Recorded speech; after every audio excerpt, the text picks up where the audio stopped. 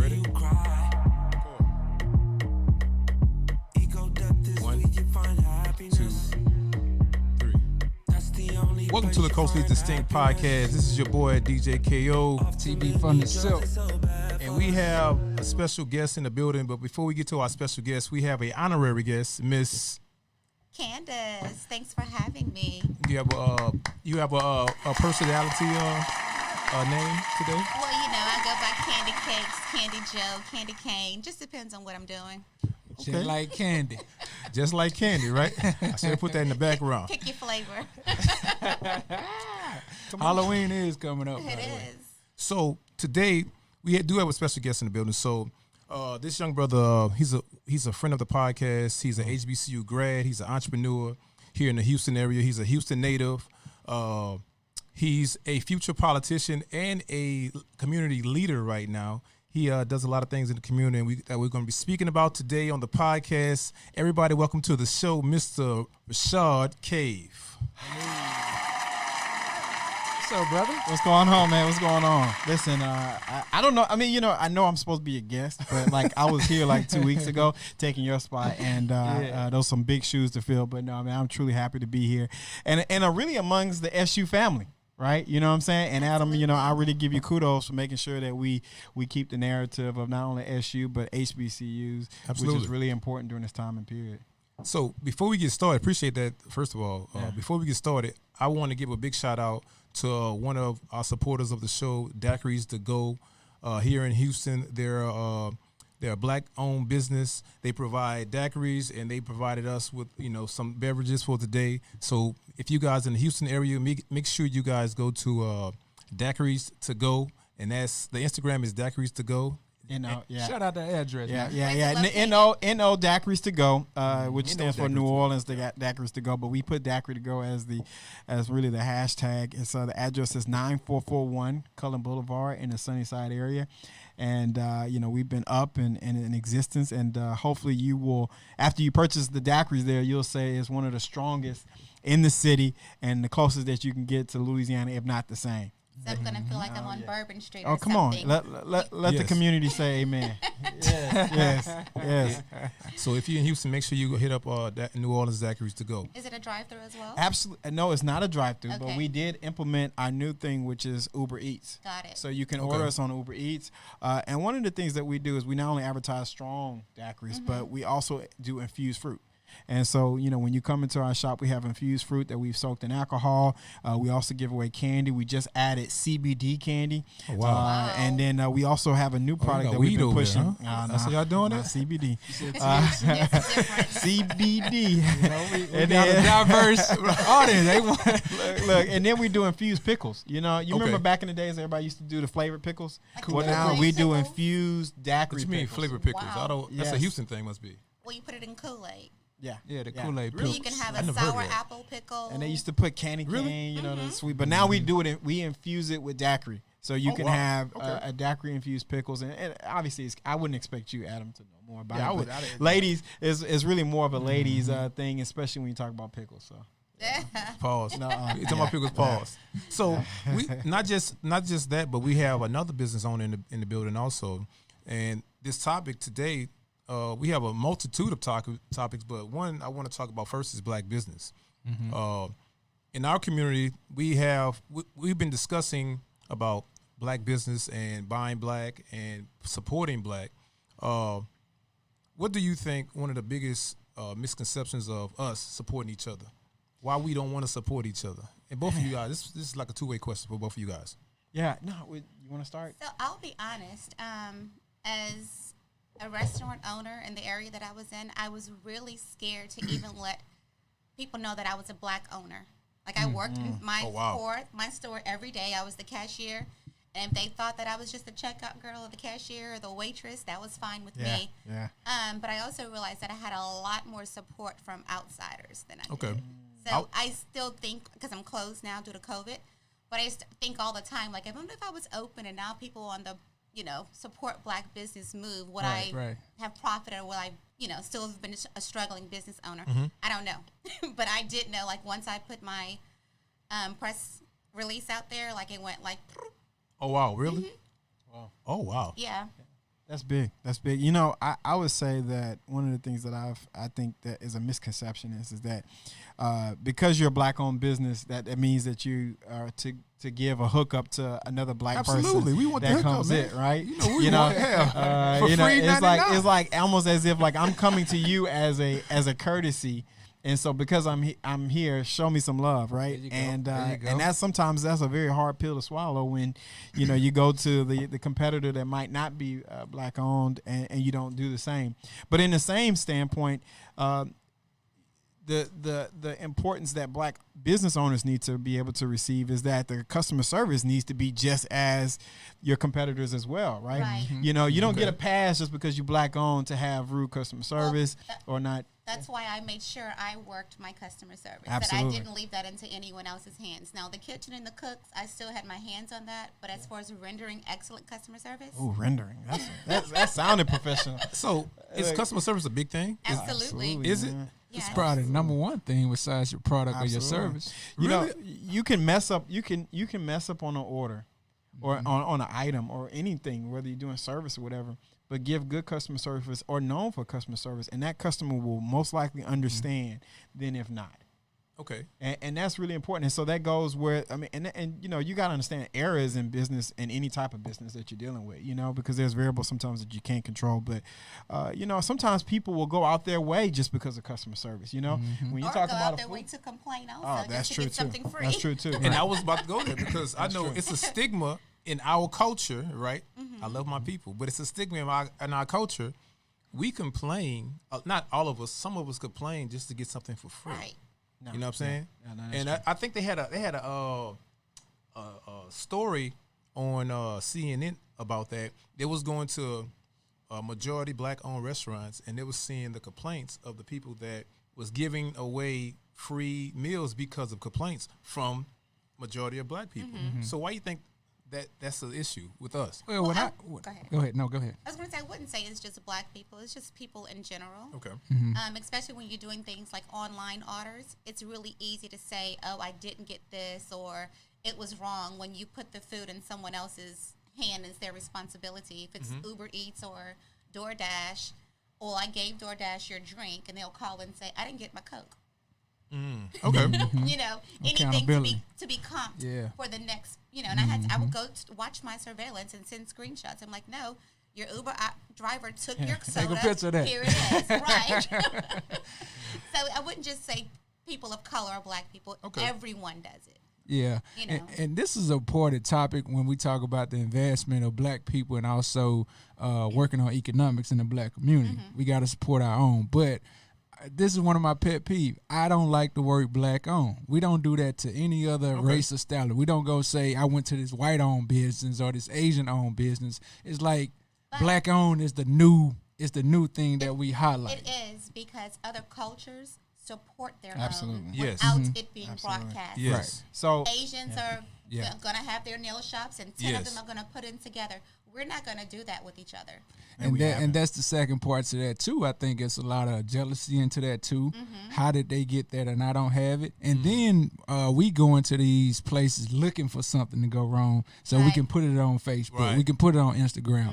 Stop doing that, my people. Go have a conversation like adult. If you have an issue, let the manager or the owner have the opportunity to correct that issue. Quit trying to badmouth these, because we already have these hurdles and these struggles to Absolutely. get things open. Right. Why are we knocking us down? Absolutely. Now, let me say this, and to your point, I think both of you all have a point and brought up a good point. There was a statistic that comes out, I think it was done in 2018, where it said that the black dollar circulates in our community.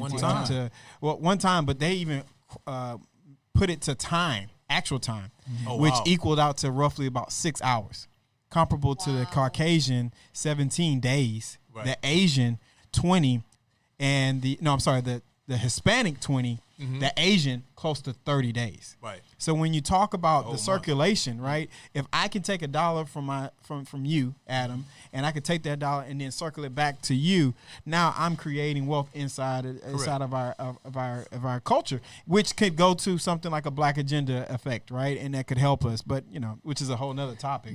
Now, do we have in black community, when black business owners, when we are supporting these black businesses, do we have the the responsibility hold you all, and I'm just using you all because you're black owners, to support what's going on in the black community. Put that money back. Absolutely. Because where I think some of the issues are with supporting black business, you don't know, once I spend my bread, or are you gonna keep that money revolving in the community, or are you gonna go somewhere else and spend that money? Well, I mean, the bread is But in you the have pudding. that right. You The have bread that is in the right. pudding, though, right? Because here I am.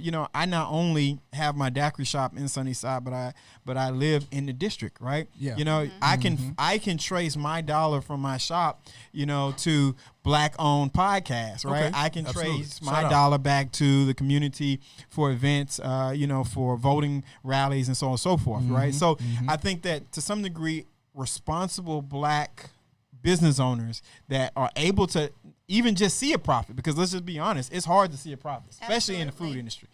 Your margins are so small, and then you have to factor in something, again, spoilage. It's hard. Margins are what they are, but if you have responsible black owners, yes, you can trace the dollar. So that goes back to something I said. You guys said earlier. I was listening to Dr. Claude Anderson. He was saying one thing. He was saying that we, as a people, we have neighborhoods versus communities.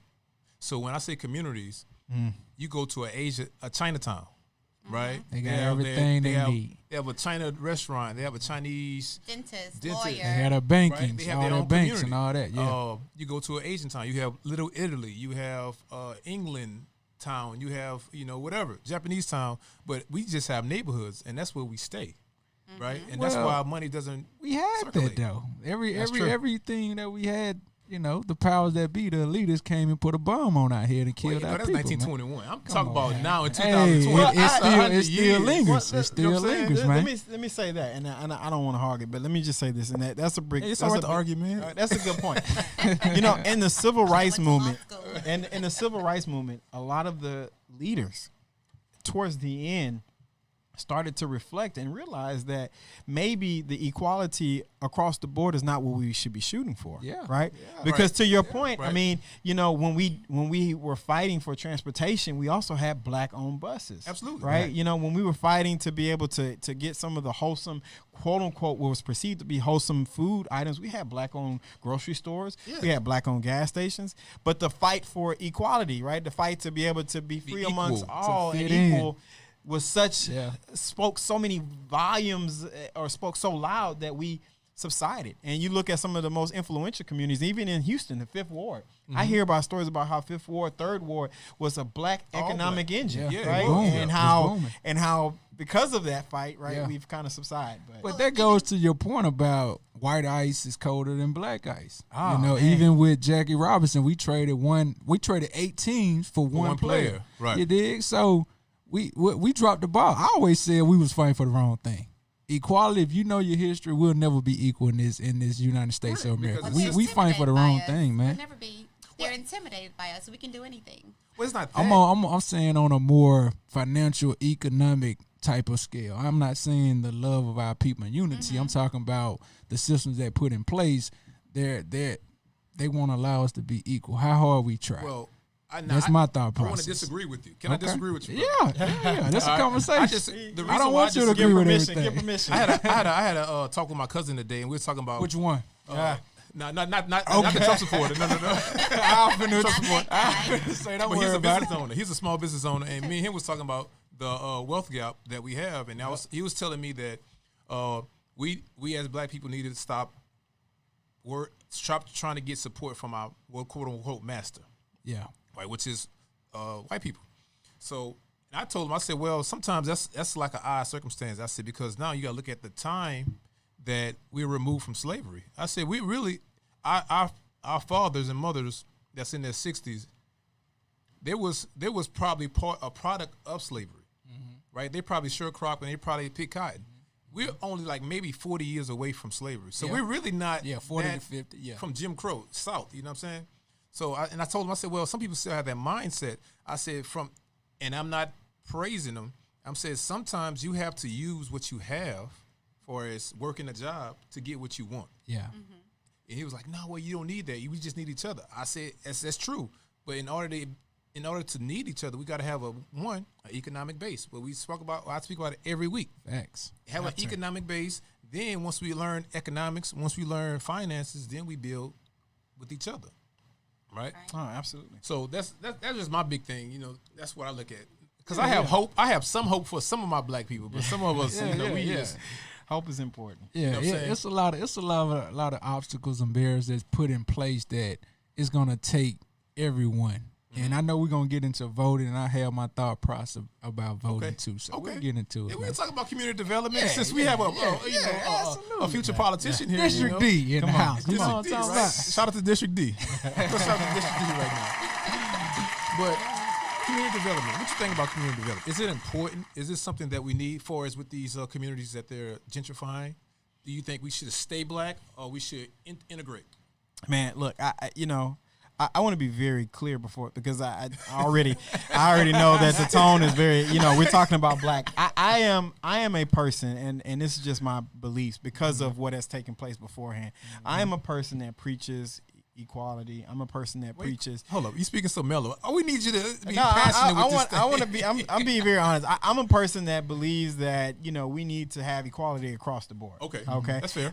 And I believe that not only just with our community, but even with our politics. And I say that very candidly that my boys, grandparents and parents on their side is Caucasian. And some of them are, part of the other party, Republican Party, right? So, I mean, I believe, and this is just my personal beliefs, that we need to find an equation to where we can all feel that we are playing on the same level or same playing field. But with that, I do believe. I believe, but I don't feel like we're there, but I do believe that. Okay. Now, when you talk about communities, yes, it's important to answer your question that we have a developed community, right? Especially as we talk about Houston. One of the biggest things that we had issues with, and I think she can respect this, or Adam can too as well, is that, and this might be a sideline, but with Southern University. So when we had Bayou Classic in Houston, one of the biggest complaints that we had was everything was so spread out. Versus New Orleans, right? Because we're so used to Southern University. Yeah. What we got once you get to your hotel, you can walk wherever you got to go, right? You don't need Uber, you don't need a car. It's so convenient. Park your wheel. Absolutely. You good. Have a good time. Yeah. Drink and walk and open container. So now take that to a community level, right? Take that to a community level. Imagine a community where you can use either public transportation or only have the accessibility of one vehicle, or even some cases walk to your job. Okay. Imagine a community where your kids can walk to school, right? Imagine a community where you're not perceived to be a community that is a food desert, which is defined by a grocery store, a full-fledged grocery store in your community, right? And so imagine all those things and add that to how that takes away from your quality of life. It takes away, And so, yes, having a well-rounded, developed community, whether it's black, whether it's mixed, is needed. And it adds to the quality of life, especially when we talk about, and we've learned more things about quality of life during COVID because we spent time at home, right? Absolutely. If you go to Walmart, you can't find a bike on the rack. You can't, right? Because everybody's biking. I mean, dogs are probably losing weight. I'm still mad at that bike I didn't buy from Target. It's crazy. I haven't saw a bike in so long in Target. But no, to answer your question, yes, we do, and it adds to the quality of life which is needed, especially in a society where we're always going. Well, you mentioned grocery stores and those communities. When they do open a grocery store, the prices are 10 to 20% because they know these people have no transportation to go outside of that community. Very true. So they're going to go and overcharge these people, No, it happens. Right.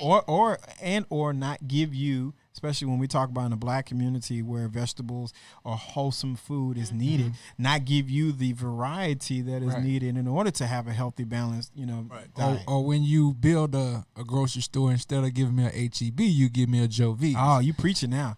District K. That's an issue. You dig? That's been an issue. I'm being honest. I done been there in my life. But do we ask this question though? Do we ask this question? Or are we always gonna look for someone to save us? Or are we ready to save ourselves? Right. That's a good question. They gonna continue to give us second handouts and generic brands. You dig? Farrakhan been preaching it from the beginning. Start farming yourself. We've been doing. No, that's true. There's one black grocery store in the entire Houston, and it's Watkins. That's it. Really? Where is that located? on Cullen and a little bit past Cullen and Airport, I believe. Yeah, it's South yeah. Acres. Oh, really? Oh, wow, I didn't know that. We need to go show love then. And Watkins. we only have one black bank Yeah, Unity in Third Ward, right? that has not had a profit in like 20 years. Really? Yeah, they're just kind of recycling money. Money, yeah. Wow. That's a different conversation. It is. It is. It is. With bank, and it's just Yeah. I'm just being simple because I thought about it, taking my money from J.P. Morgan Chase and the Genocide King. Well, that's a commercial, man. You can't be naming that unless they paying a You know check, what bro. I'm saying? That's what I'm saying. No, we He let them named know the what whole name. name. I'm going to edit that out. Don't worry about it. I'm going to edit that out. I mean, Hey, don't edit. I'm gonna say. Right. Let's see I'm now. I'm gonna say it Pre-checking. I mean, again. bro, J.P. really? Morgan Chase. Hey, And taking it to a black bank, but I'm no like, ATM man, fees. You gotta Jesus, do bro. it. but that's what I'm golly, saying. man. Yeah. Do I move it to the black bank and I drive 20, 30 minutes just to take money out, or like, dude, and I get we have to Understand. sacrifice. We have to sacrifice if we want what we need. I mean, even if it's a savings account, it would Yeah, still be yeah. great, right? Have something Absolutely. That's support. unaccessible. Absolutely. We I need mean, to when you go support. to Kroger's and buy some gum and just pull the money out. Yeah. There's always ways. Look at Queen teaching brothers today. I like it. So speaking of business and speaking of politics, we are in a election moment. I'm gonna say an election moment in our history where everybody says I don't want to vote for this party because rhetoric that they speak, and I don't want to vote for this party because of what happened 40 years ago with this other candidate, right? So everybody knows they say it's a lesser of two evils, right? So I'm not going to ask you guys who you're voting for, right? But I want to I want to ask you guys what do you guys think about the presidential election right now, and the debacle and what's going on with the election, The show. right? The show. It's definitely a show, man. It's definitely a show. I like to go out to come back in if I could. One of the biggest issues that I think, in my opinion, that American people have right now with politics is that it's a very stalemate. It's like the Bloods and the Crips. You pick a side. If you're Democrat or you're Republican, and once you're there, you are stuck with whatever values or views that come out of that party, right? And so what happens is that we're looking on the national news and the national stage, and we're just seeing basically people that are picking sides. And so when we look at election, what we're really looking at is who are the independent thinkers, i.e. the independent voters, i.e. the independent people that are really saying, hey, look, regardless of who I've probably voted for more, who is the best candidate and who is the candidate I feel at this moment in time can help me or help the country move forward. All right.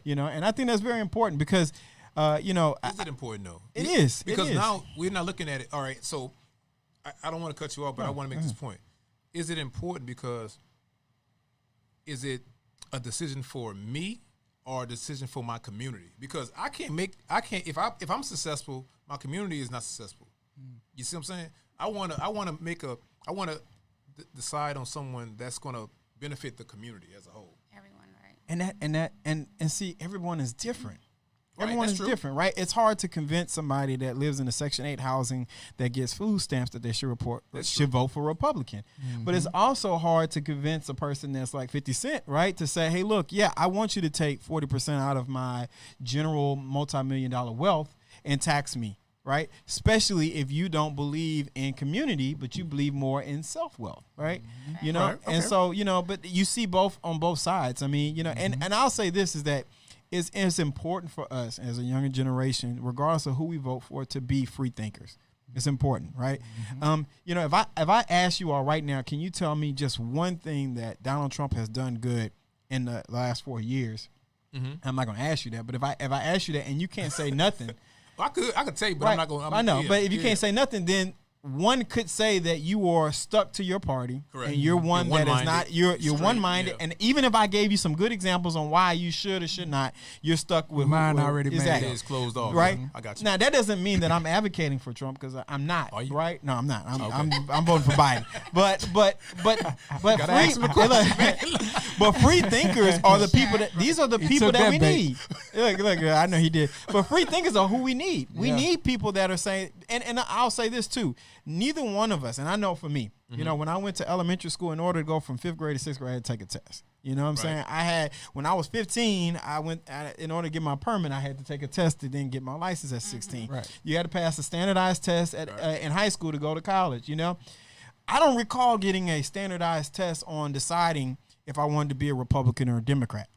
Right. I inherit that. I mostly inherit that from your family views. So, Adam, to your point, right? If you're stuck in a situation where you were from the 50-year period and your parents were a reflection of that, it's easy to see how extreme views could be on both sides, right? Oh, yeah, and it's meant for our generation, the millennials on down, to be able to say, hey, look, because we didn't have as big of a struggle as maybe our parents, that we can understand how they feel. It's meant for us to say, let's think in the middle, right, as best as possible, right? What is the person that can help the most? What is the middle, though? Well, the middle is defined by you, right? But it shouldn't be defined by the fact that strictly because of a party. Right. Okay. Right. It shouldn't politicians and the government shouldn't be your team. What team you on? You know what I'm saying? Because at the end of the day, none of them have the best interest of, if we're talking about black people and we don't have an agenda and a plan and a strategy, how you going to do something for me? You don't know what I want and what you don't know what I need. So when we talking about this, and you made a great point about good thinking, and I think we've been on cue. We talking about Ice Cube. Yeah. Somebody we're going to cancel him because he said, hey, Trump answered the phone for me, and I'm going to go hear what he's saying. So we got to get to that thinking, knowing that for 45 presidents, nobody really came to our aid. So why are we giving our vote to them with nothing in exchange? You don't go to a restaurant and say, here go my money, and you can keep the food. Right. You getting something. Cause and demand. I need that. So therefore, we got to get away from, okay, like you said, my mom voted Democrat. It looks good. And we always, how did we get to this point of thinking Democrat is right? When did all this change? I mean, and we spoke about this 2 weeks ago. Now, I mean, the history does show that actually the African-American community in the early 50s up to like 56, 59 was Republican, right? Absolutely. So we switched. And I want to be very clear. I am a Democrat, and I do vote Democrat. But what I am talking, though, is about the idea of thinking independently, even regardless of what party that you affiliate with, right? And so I think that that's very important, and I do think that it's one that we should be preaching regardless of what side we're on. You know, some Republicans are strictly Republicans because of their faith. On paper, I'm a Catholic. Okay. I go to Wheeler. Shout out to Wheeler Baptist, you know, over there in Third Ward. But on paper, I mean, I went through catechism. I did my first communion. I did my confirmation. I did all of that. So when you talk about, you know, life, you know, and how pro-life a person thinks, I can't get mad at somebody saying that they believe that. Okay. Right. And so if you use that as the reason why you're a Republican, does that make you a bad person? No. And if we sat down and we talked, instantly we can now discuss something that we might have someone in common or I can understand. And now that we show some common bond, now we can get to issues that we might disagree, but that we can find a common bound. So let me ask you this. I know a lot of people, they don't really concentrate on the presidency because that's beyond them. It's like, well, I don't make this type of money. I'm on welfare, or I'm a middle class citizen, matter. Or I'm a lower class the citizen. Electoral college really chooses the president, all that good stuff. Yeah. I live in, say, I'm gonna name a hood. I live in a certain area, and I need my roads fixed. My question is local government, local voting. So for somebody that don't know, how does that process take place, and not what to decide, but how to reach out to your local government to fix issues like that, about infrastructure and things of your city, of your town that you want completed? Man, that's a good question. You know, believe it or not, though, you're absolutely right. People have the same connotations, but more people, when you talk about politics, really, especially in the black community, only can relate to presidential conversations. That's it. You know, some people can't even name who their mayor is, who their commissioner is, who are people that's on the council, you know, or who's your commissioner, who is your state legislator, state representative, state senator, you know, and so these are all important. And you know, and to lopside your question on the opposite side, you know, a lot of people sometimes are too excited about the president, but you can't call the White House and say, hey, look, I have a drug infested dope house 2 streets down and I want it to be taken care of, or my streets are crooked or have potholes, right? Or I'm dealing with some safety issues. You can't. And so local politics is probably one of the most important periods, but we don't pay that much attention to it. And in fact, you can look at how our voting, even in Houston, I think Houston in the 2018 election that we had, we only voted close to I think it was 48% of the entire Houstonians that were eligible blacks? to vote. The entire Houstonians in general. Oh, okay. I got Only 48% of the people actually voted. And so we're talking about local election, right? We're talking about in some cases, a mayor or local government or state representatives that can affect you faster and quicker. Yes. Than the election. Do you think that's part of because the presidential election? We know it's here. It's in your face. Right. Debates on TV. Do you think that's a part of more local elections? You have to actually go to the debates. Like it's not the razzle dazzle like the presidential. And that's truth. And that is the truth. And in fact, that's to some degree the downfall to some of our elected and particularly black elected officials. Right? I mean, we have some great black elected officials in our community that would cut their right arm to make sure that the community has what they need. But then we have some that just go with the formula: show up to the church anniversary, come to the church house, kiss the baby, hug mama, show up to the ribbon cutting, and then and that's it, and then ask for your vote, and it becomes a popularity contest. And because we don't do the research, because we don't look, because we're not reading, we're not checking their voting record and what they have stood for within a period of time, that is our reference on who we vote and who we pick. So it is a backwards. And so if anything, the narrative needs to be, not in every community, but particularly in the black community, we need to do our research. We need to be more politically sound and really understand local and federal. And we need to know why it's important. Why is it important? Well, I think that. Do we know is it important now? What are our thoughts on that as a whole? I have a question. As far as voting Democrat or Republican, do you just vote straight Democrat because that's what you believe in, or is that Democrat really the right person for that job? When Obama was running, I said I'm going to vote for this man. I don't know what. I don't care who follow. Who other people are. I didn't, but now since I'm older and know better, I do. I try to have my little cheat sheet. Right. I want to know what's going on. For certain people, do you? Absolutely. Well, I do absentee for everything. Huh? I do absentee. If I don't know who they are, and if I do know who they are, and I saw their. See, the thing is, with me, well, no, I'm not gonna talk about me. Go ahead. Sound like some gaps. I want to hear. This sounds good. Because I look at it like this. I don't look at a person where they are now. I look at a person what they did 4 years or 8 years ago. You look for consistency. You see what I'm saying? So now if they're changing just to get my vote, nah. You see what I'm saying? Because it's like, okay, well, I was going to ask this question before, is because a lot of our elected officials locally, they're in the communities when they need our vote. But when they need us, somebody gets shot, police brutality, or like I said, infrastructure issue. Where you at? Nobody's there to be seen. Right. You see what I'm saying? So that's why I think it's a stigma stating that a lot of us, black people, don't trust politics. Because when we need politics, where are they? It's like a church. It's like people go to church because they feel like, okay, well, my son died. My son got shot. Can you do my funeral? I can't pay you. Well, no, the pastor, I can't pay you because I charge X, Y, and Z. So now I'm like, okay. And you don't tithe here. I pay, right. You know what I'm saying? And that's cold-blooded. Yeah, but at the same time, I think we need to hold our elected officials accountable. Okay. And that's part of our job. How do they do that, though? That's the question. How do they do that? Yeah, I mean, so every elected official has an office. Yeah, they have contact. You can. If you're a city council member, you have your office. You have a secretary or a person to answer your phones. You have an event scheduler. Same thing for state representatives or state senators. And in fact, some of your state and local elected officials actually have signs that show and point to you when you're in the vicinity of their office, so it is very easy and tangible to be able to reach out and if not talk to the actual elected official, be able to get a hold of them and let them hear and understand where you're coming from. But it takes you to understand the issues. It takes you to really listen and tune in to what they're doing because sometimes, to your point, we sell ourselves short. But when we talk about, and you talk about police brutality, in most cities, the police chief is picked by the mayor. Yeah, correct. Yeah. Yeah. Right. So when you sit here, when I talk to a young man and he tells me, well, I don't have to vote because it ain't gonna change anyhow, and then I discuss with you that you have a record and that you've been in front of a judge. Well, what judge have you been in front of?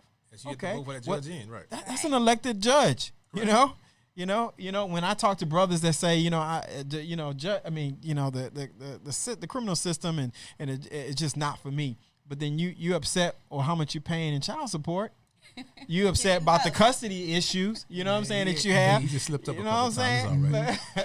Already. Look, golly, hey, and that's not to say that, that men are not supposed to pay child support or whatever, but there are some good men out there that have done right by their kids and have fought a good fight and cannot because of how the system is structured. Yeah. You know what I'm saying? And this is all falls back on us voting and holding people accountable. But that's what I was saying about we have to teach and learn our brothers and sisters about what the political system is, what it is, how it makes up. But we got. I know you can't save everybody, but we have to show that initiative. But when I look at voting, it may not work. You may say it doesn't matter who I vote for, but this is what I think about voting. Mm-hmm. With the black people and black community, we advance into where we need to be. Right. We have to reconstruct the mindset and put in your mind what we trying to do. So if it's a small thing like voting, like an agenda, come vote. Like a small agenda. We need agenda. to be unified. If we say we want to go vote, I need every black person to go vote. We gotta be unified in whatever step we want to take. If it's saying like they said we supporting black business on this Friday. Right. Yeah. We need everybody hand in. It gotta work. We have to be a fist if we want to move forward and go from where we want to go. Now you're talking about why it's also effective to translate or to move that black dollar. Because when you're moving that black dollar, you can also move the black information as well. Absolutely. Yeah. And educate people on why it's important to vote. And if you don't go out to vote, then you don't have a right to say anything about the person that's elected or, in office, right? Keep your mouth closed. Your thoughts, none of my business. Does not matter. Yeah, because the black dollar is even though we're 18% of the population, we spend $1 trillion a year. So that a lot of companies value their system off the black dollar. And so it's basically we're the ones that keeping these people afloat. The lower income people spend the most money. And that's crazy, right? Mm-hmm. And that's another conversation in itself. You know what I'm saying? They know they're gonna get it and they take advantage. Just like, you could say the same thing for the Democratic Party. They take advantage of our weaknesses. Absolutely. So I got a question for you. So why stay? Because I heard you say you stay in the area where your business is and where you District D. Don't say just the area. Say what it is. District D. So, as a successful, educated brother, because master's degree brother, college educated brother, well spoken, running for office, and have a business. Why did you decide to keep your stuff there in that community? Yeah, man, that's a really great question. And it's funny, but when I was growing up. And I'm not ashamed to say it because it's reality. Where you from? Let them know. Let them know. South Park, Sunnyside dead in. Straight up. All about what? When do the South Side. I would be lying to you if I said that when I grew up as a young man, I didn't admire those that had the fancy cars, the fancy jewelry. The dope boys. And most of those were people that were perceived to have or to do, to be the D-boy. Alternative lifestyle. Yeah, absolutely. And because as a young man, even though I had a two-parent home, even though I had two parents that were educated, my dad was over the Civic Club Association, my mom was a teacher in the community, I look up to those because that was what was in my face, right? That was what I saw of prosperity, And so as I grew up to become the man that I am now, one of the things that I've learned is that it is my responsibility to not only have taken the jewels and the beautiful lessons and the love that I've gotten from this neighborhood to further my life and to go and get an education and to get a college degree and to get a master's, but it's important to give it and pay it forward. Correct. Mm-hmm. And so, as much as I sometimes still struggle with that, right? Because in my neighborhood, if your trash is late, my trash is late. We talking about, fresh vegetables, Fiesta pretty much runs my area, and my mom, she's not afraid to say that she goes to Pearland. outside of the city of really? Houston just to get some of the fresh fruits and fresh produce, and so food desert is a big issue, and so I think that says a lot about a person that is willing, that has the means to move out, but is willing to stay with that community, and I might not live there the rest of my life, but at least willing to continue to invest and show now maybe the younger generation there's another side to prosperity. Right. Well, I say this because I see it coming now, because me and my wife, we look at this all the time. We look at property. So shout out to your wife, man. So I love it when you say that. Yeah. Give her a chill, man. Yeah, I Hey, mean, look, God, can she get y'all some gotta noise? relax already. Y'all gotta relax today. So look, He was in the doghouse last week. Commercial. because of you, right?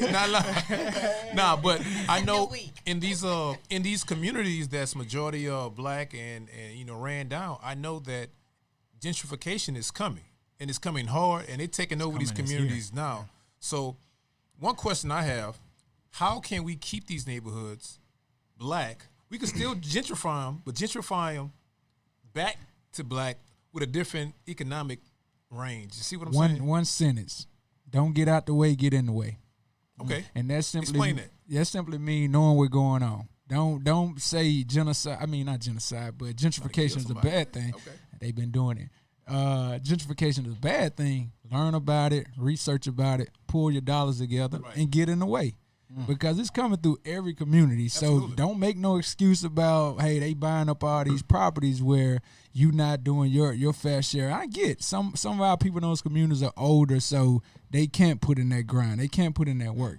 So, but I am excited about the generation that's coming before that. They ready to be on the front lines. They protesting. They not scared of the police. They not scared to make change, have their voices heard. So those are the kids we have to teach and let them know gentrification is this. This is how we stop it. This is how we protect our communities. So, man, that's real. That's real. And I'm going to hit you with that with 3 parts. All right. So the first thing is number 1. So people like myself that grew up in the South Park area, that went to school and got an education and went off, where most of them live on the outskirts of Houston. Okay. Because it's cheaper, especially per square foot. Right.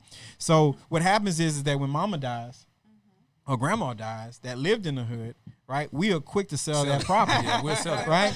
Right? We went to little or nothing, right? We just sell it off. And so now we look back, and where Miss Jackson, who stayed there, who invested in the community, who took care of that whole block, now you have, Mrs. Johnson and her family that stay there that are now what we call ourselves part of the gentrification process. Correct. Right? So that's number 1. We got to protect our property, right? Even if you keep it in the family and renovate it.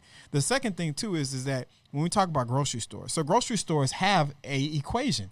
They have a formula. Okay. And the formula is, okay, how many people live in this area? What is the household per income? Right. Okay. Right. And what is the infrastructure or the future growth potential of this area? And if you don't have that equation, then Randall's, Kroger's, they're not coming. So as we talk about wanting the fresh produce, right, there has to be some type of growth, right, to be able to equate or equal out some of the things that we want.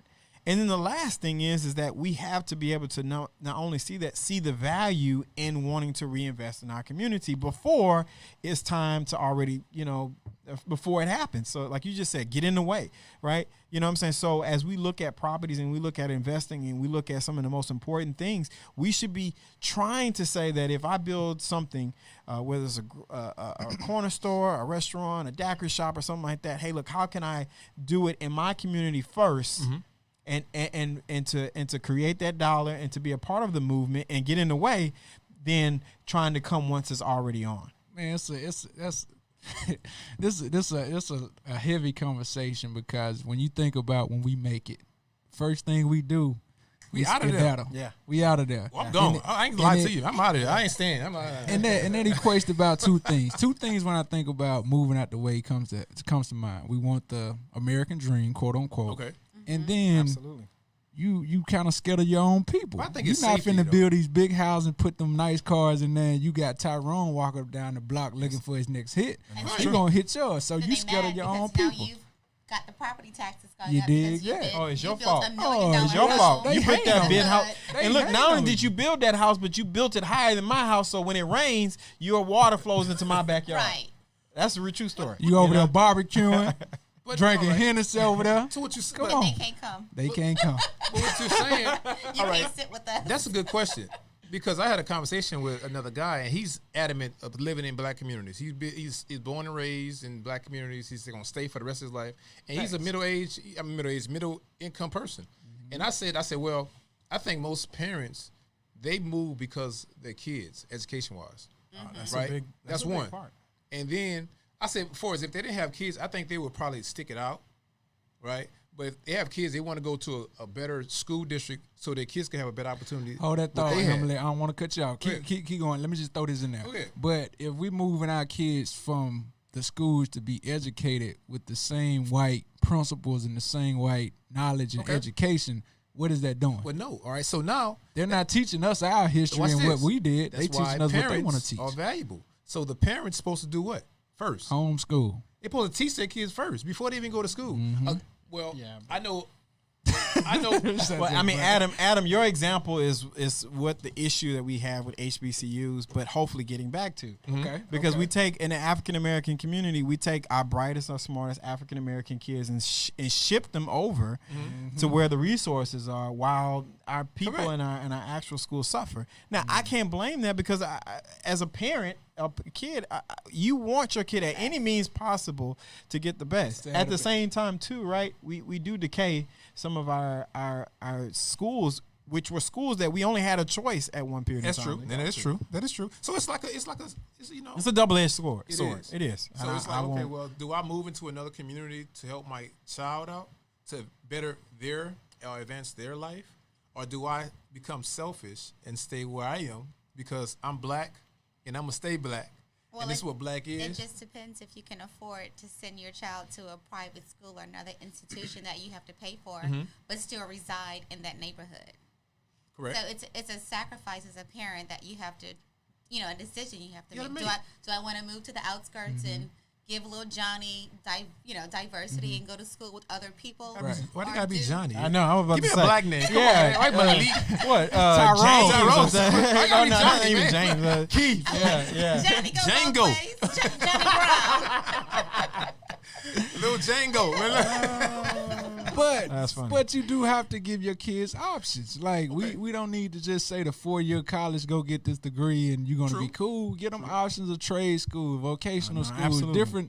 different ways to get it, man. And that's what we need to be advocating for our black community as well as our black schools, and not only just black schools, minority schools, trade, because everybody is not set to be able to go to a 4-year institution. Minority. That's a make tricky good word, though. Minority. You say minority, that's a tricky that word.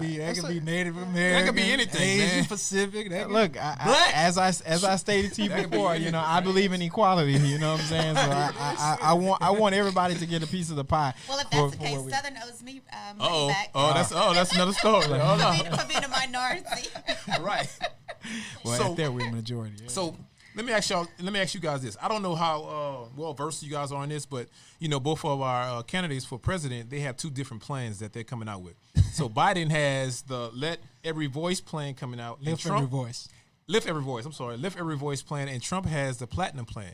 So Why he called it platinum? He think we like platinum like that? I don't know. We like gold and silver. I don't know. Yeah, That I you gotta see it. You gotta see Curious through to it. us. But I'm gonna give you guys three pointers on the Platinum plan that's gonna benefit you guys. He said he's gonna invest wins. 3 million, does. 3 million new jobs in black communities. That's one. Mm-hmm. He's gonna create 500,000 new black-owned businesses. Right. That's one. And hold up. Hey, it ain't many points, so It's not. hey, I'm just gonna- pick I'm some. gonna- It's a cute little plan. Okay, access to better job education and job training opportunities. But he lies like no other, so why should Okay. I believe that? Well, we got to start somewhere, right? Well, I mean, he'll say anything. So I'm saying, what do we do? Like, what if somebody in your situation? Well, Like give you us guys- Biden plan. So okay, Give Biden, us something to compare. so Biden has. He just says advance. He's going to advance economic mobility and African American and racial income gaps. So basically, he says he's going to bridge the gap of the Taxes. of just income gaps. Uh-huh. Because I was reading something today. Ice Cube said that for every dollar we only get 10 cents. Right. So that's a And it's hell of a growing gap. by each year. and it's steady going further out. Also, Biden's Lift Every Voice plan says expand access to high quality education and tackle racial equality in education in the education system, which I don't know what that means. Make far-reaching investments, ending health disparities by race, strengthen Americans' commitment. Hey, don't worry to about justice. it. They both say they're going to help black people. And all short. Go read it on your own. I'm just saying. They all say they're going to help black people. Pray about it. So the main thing, I'm looking at this. I'm like, all right, so I have two concerns. One, the income gap, and two, injustices, right? Education, all right, we need education, but right now what's going on in today's time, we don't have money. We don't have an economic foundation to have a voice. That's one. And two, the reason why the police is doing this to it because we don't have the voice. Yeah. So what do we do? Go ahead. Right, well, I got one sentence. Let me say, so the first thing is this: is that you're absolutely right. And to everybody, these two people are not the only people that have agendas, right? The black agenda. If you Google on YouTube, Tavis, he did about 10 years ago a black agenda Tavis Smiley. with a lot of elected or very prominent African American leaders and scholars, and so every org just about has, if not a black agenda, what they perceive should be in a black agenda, right?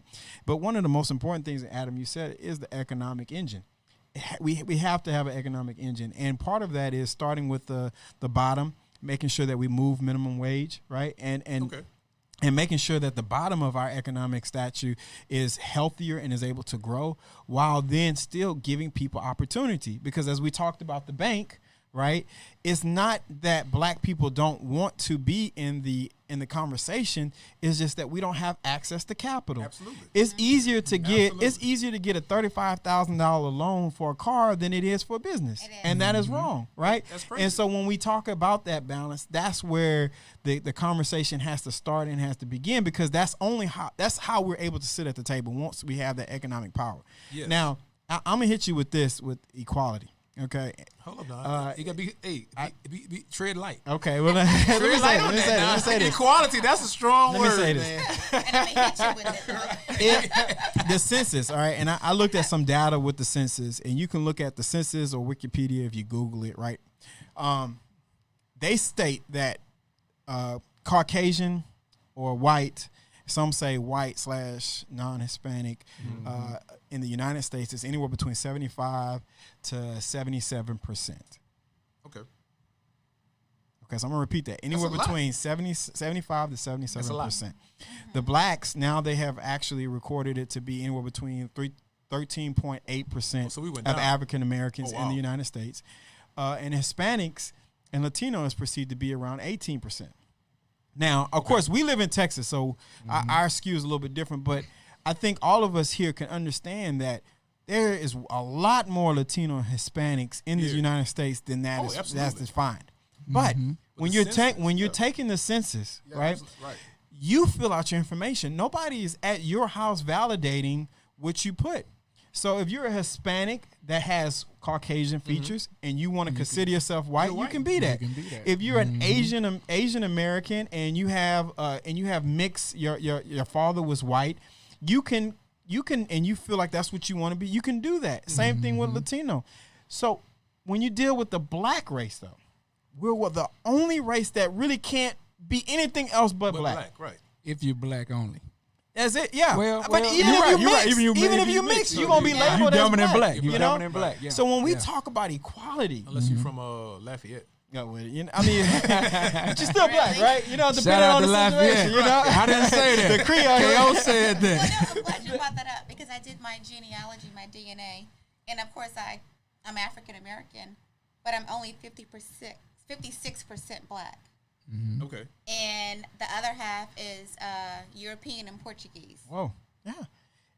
But you still and And there's no all way that, around it. That's I it. have That's to check the black mark. And so when we talk about the movement of Black Lives Matter, right, and when we talk about all the injustice that we deal with, and we're talking about the black agenda, that's why it's so important.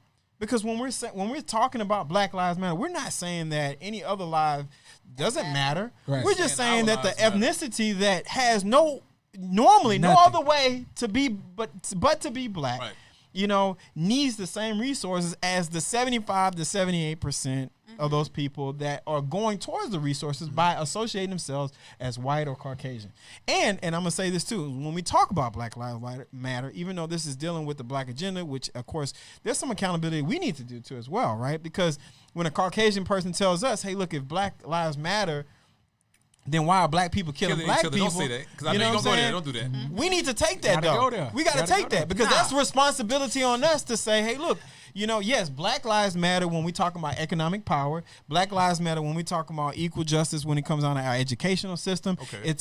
It matters when we talk about the disparities of health with our diabetes and blood and blood and heart disease. Yeah, but it also matters when we talk about the love for ourselves. But no, and making sure that we create the equality within I think the love is there. I think the love is there. Because you know why they say that? I think the reason why most of these young brothers are killing each other because they don't have the means. They don't have no money. So they just say I'm gonna doesn't take justify it. I'm gonna you got it. I'm gonna get it. It doesn't. Juvenile said this a long time ago. The rapper in New Orleans. He said if you gave is this where we get shout our out data to media Juve, shout out to stuff from? Juve, right? Culturally distinct. That's what he said. He said if you give every black man in the hood $1 million, I bet you the crime will go down 100%. No. I'm just saying that's what Juve said. Somebody gonna try to rob the people that got the $1 million. If you got $1 million, I got $1 million. You got $1 million, I got $1 million. I want understand your what you're million. saying, but the crime is not going to be as high as it is. I want your $1 million though. I get what you're saying, But it's not going to be as high. you do have a point, because I think most time you talk about black on black crime, it's about competing. Absolutely. I see you, I don't have it, I don't know how to get it. Right. The only thing I was taught to shoot them up, bang bang. I'm finna go get it from you. So therefore, it's a competition between my black brothers and sisters as a community that, hey, you got the money, I don't know how to get it, so I'm gonna take it. We need to replace that with pride. That's my thing. We need to replace that with pride. But the only way we replace Pride, but that not ego. But the only way we replace that pride is knowing ourselves. Oh, absolutely. Knowing our history, knowing our worth. No, You dig? absolutely. So if you know if you think that you came from slavery, that's all you is, you don't have no pride. No, absolutely. I mean, but to her point too, if I give you $1 million and you don't know how to save, you won't be a millionaire for long. Too. Right? You know what I'm saying? So there's some I'm glad y'all said that million, because that was my one sentence. instead of splitting this $500 billion, Trump, it's 44 million black only people, and it's 48 million black with other race. Man, give me $1 million. We all are. Let me do what I want to do. Give you $1 million. They gonna give you $1 million. Well, Give me that. Look, You took you know, everything. You Give know, me that. you know the number one car dealership, Cadillac. Hey, be the number one if car that brother dealership. want to go to get a Cadillac with his million, that's on him. But Yeah. if you give us $1 million, don't tell me how to spend the bread if you didn't tell me how to get it. Get it right. Give me my 40 acres of million. What that's at? Right. That's true too. What that's at? Because Still waiting Well, on that. that's in some blacks' agendas, you know. but you know what? The Freedmen's Bank. This is a sidebar, but the Freedmen's Bank said that. They said, well, for every black person during that time that was freed from slaves in 1866, they said that every person that didn't get their 40 acres and a mule, they're obligated to that fund. So it's right Absolutely. now in the Freedmen's Bank, it's like $56 billion that's supposed to be obligated to those people that never got it. Right. Because everybody else, like you said earlier, to the people that come over here, they're considered as Caucasian or white. So how do they know who to allocate that 40? People that got dark skin. Oh, you getting yours? That's your ticket. That's your ticket. Oh, I'm getting mine. That's a good light skin question though. over there. Like I think that should be part of the agenda, the plan. Hey, we want this bread. What's the steps to get into it? So when we talk about agenda, I think we should take agenda off the table. Okay. We need the basic and simple. We need a plan and we need to strategize. Because when you think about agenda, I think we already got some moving pieces. All right. We don't have a lot of moving pieces. We don't have, and just to be simple, I'm just saying like agenda is like, okay, I have my person that I trust. Who do we trust to put together on this agenda committee? Who is the person going to be our spokesman? But Farrakhan, he would get my vote. He don't stay true to everything he don't say. Now there's a couple individuals up under his leadership like RZA and a couple more brothers out in LA doing Kanye great West, work. man. I'm with Kanye. Really? Kanye, he can do the concert. we ain't gonna cancel cause he can come sing a few songs. But you know, like Not gonna get my vote. what's the process of getting people to speak Together, for right. us? And that's know? true. And that's true. Without- And that's an obstacle in itself that it shouldn't be, right? It shouldn't. Because if all these other ethnicities can come together, when I look at a Hispanic grocery store pop up, you can instantly know that Hispanic grocery store is going to be taken care of by its people It's going to first. succeed. That's It's a another money thing. maker. Even when you have Indian and Arabian or Yeah. African stores, they support their own kind. Absolutely. Yeah, they will go. They will drive 10 miles to go to that one halal store before they go to a Fiesta or Kroger's or whatever it is. Right. They're like true to it. Where we will go and there's like black-owned beauty supplies and black-owned liquor stores. There's a black-owned beauty We're supply. gonna Color. we're gonna go to what's convenient for us instead of driving to go and support those black-owned stores. Absolutely. And we wanted. But I think we're doing a better job, though. I think We're trying to. movement We has moved helped. the needle. movement We has moved the helped. we're moving. Trying to. But we we also still got a lot of will, ways. like you said, quick to go back on social media and degrade that company or that business. Right. Oh, I tried so-and-so's pizza joint. I drove 30 miles out, and my one pepperoni